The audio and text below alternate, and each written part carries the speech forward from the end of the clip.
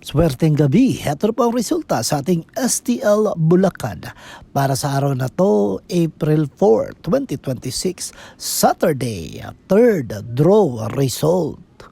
Ihanda nyo na mga STL tickets nyo at heto na ang resulta ngayong gabi.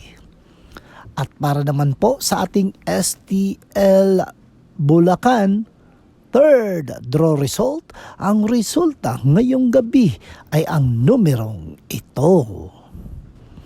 Dapat lagi tayong mabait sa ating kapwa mga ka-STL. Pero kung may nakikita na kayong umaabuso sa inyo, dapat iwasan nyo ang mga ganyang tao dahil sa gabal yan sa ating mga pangarap. Okay? Mag-ingat kayo palagi. Don't forget to subscribe Purple Grade TV. Paki-like at share po. Thank you.